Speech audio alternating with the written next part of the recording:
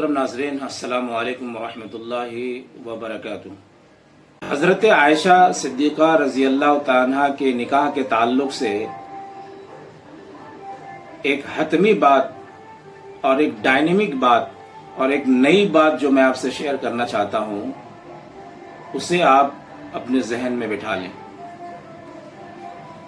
پہلی بات یہ ہے کہ حضرت عائشہ صدیقہ رضی اللہ تعالیٰ سے آپ کا نکاح ہوا ہو یا ان کے علاوہ بقیہ تمام جو ہے وہ امہات المومنین ہیں ان سے نکاح ہوا ہو، ان تمام نکاح کے پیچھے میں اللہ تبارک و تعالیٰ کی مشیت اور اللہ تبارک و تعالیٰ کی رضا دونوں شامل ہے۔ پہلے یہاں پر آپ یہ اصولی مسئلہ، اصولی بات آپ سمجھ لیں۔ نبی کا کوئی بھی عمل اللہ تبارک و تعالیٰ کی اجازت، اللہ تبارک و تعالیٰ کی مشیت، اللہ تبارک و تعالیٰ کی رضا کے خلاف نہیں ہوتا ہے۔ یہ ایک اصولی بات آپ سمجھ لیں۔ یہ جو واقعہ ہے حضرت عائشہ رضی اللہ تعالیٰ عنہ کے نکاح کا، آپ کو کیا لگتا ہے کہ یہ پیارے نبی صلی اللہ علیہ وسلم کا کوئی ذاتی فیصلہ تھا؟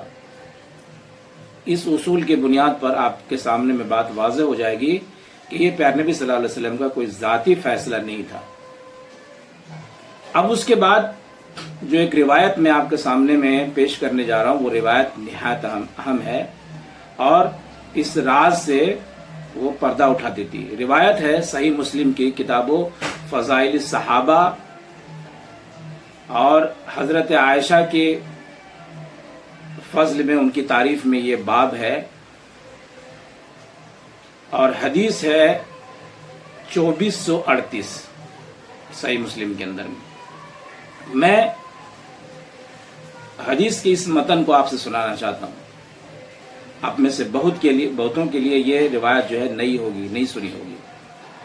ام المومنین حضرت عائشہ رضی اللہ تعالیٰ فرماتی ہیں کہ رسول اکرم صلی اللہ علیہ وسلم نے فرمایا، تم 3 راتیں مجھے خواب میں دکھائی گئیں۔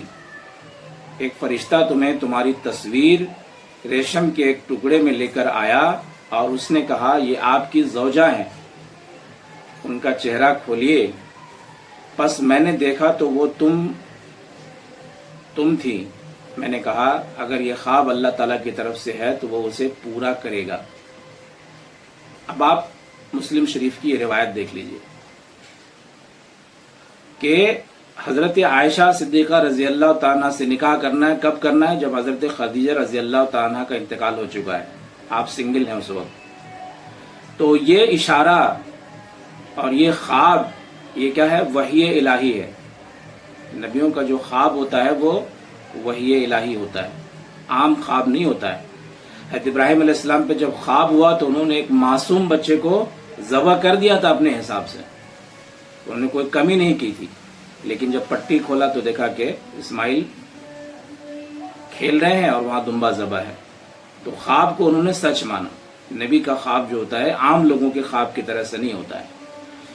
تو اللہ تبارک و تعالیٰ نے باضابطہ پیارے نبی صلی اللہ علیہ وسلم کو خواب کے ذریعے سے یہ انسٹرکشن دے دیا تھا، یہ ہدایت دی تھی، یہ رہنمائی فراہم کر دی تھی کہ تمہیں حضرت عائشہ سے نکاح کرنا ہے۔ تو اب یہاں جو معاملہ پیدا ہوتا ہے وہ عمر کا معاملہ کہاں سے پیدا ہوتا ہے؟ یہ شرط کی ان کی عمر 6 سال تھی جب نکاح ہوا اور رخصتی ہوئی 9، اور 9 میں جو ہے لڑکیاں عرب میں غیر ممالک میں وہ بالغ ہو جاتی ہیں، شادی کے لائق ہو جاتی ہے۔ یہ سب بالکل واہیات باتیں، میں سمجھتا ہوں کہ یہ بالکل واہیات باتیں، اور یہ ڈیفینڈ کرنے کی وجہ سے اور اس ذہنیت کی وجہ سے یہ سب سوالات ہمارے ذہنوں میں آتے ہیں۔ صحیح روایت میں کہ آپ صلی اللہ علیہ وسلم جب اپنے گھر میں داخل ہوتے تھے تو حضرت عائشہ صدیقہ رضی اللہ تعالیٰ گڑیا سے کھیلا کرتی تھی۔ آج بھی دیکھیے گڑیا سے کون کھیلتے ہیں؟ کس عمر کے بچے کھیلتے ہیں؟ تو یہ ڈیفینڈ کا مسئلہ ہے ہی نہیں ہے، یہ سراسر عقیدے کا مسئلہ ہے۔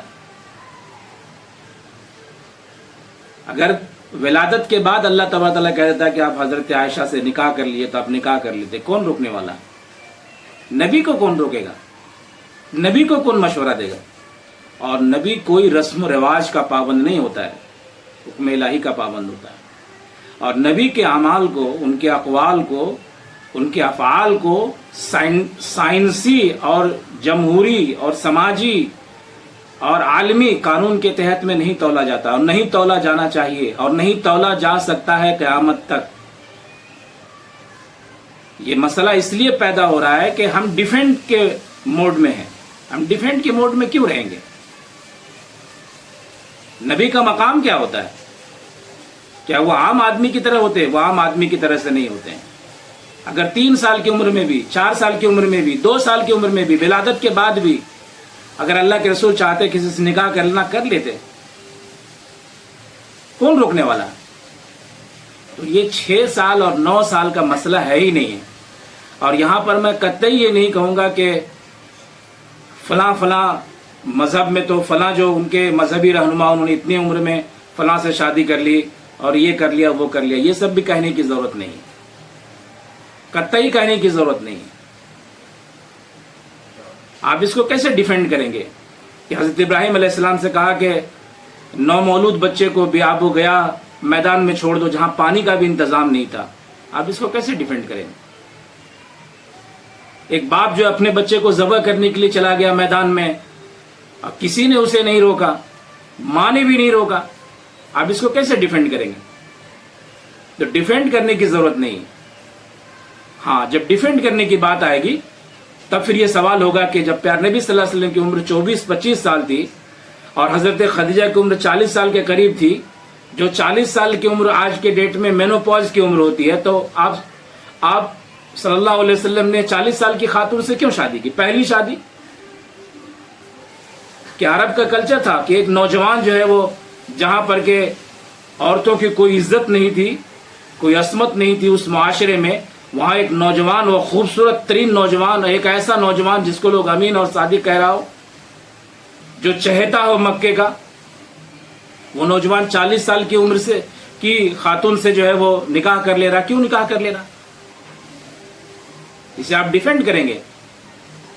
تو میرے بھائیوں، یہ معاملہ ڈیفینڈ کرنے کا قطعی نہیں ہے۔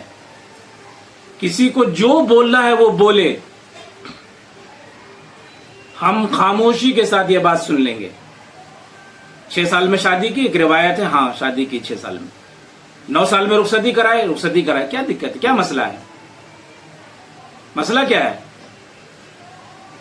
اور ہم کبھی بھی کمپیئر نہیں کریں گے کہ فلاں کے یہاں یہ ہے، فلاں کے یہاں یہ ہے، فلاں کے یہاں ہے۔ ہمارے نبی نے کیا، اور نبی کو اللہ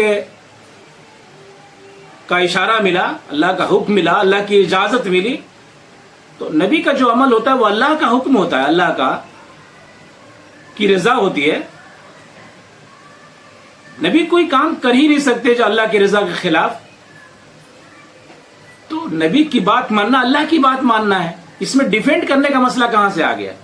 اس لیے کوئی مسلمان قطعی ڈیفینڈ نہیں کرے گا، اور یہ مسلم شریف کی روایت میں نے اسی لیے یہاں پہ کوٹ کی ہے۔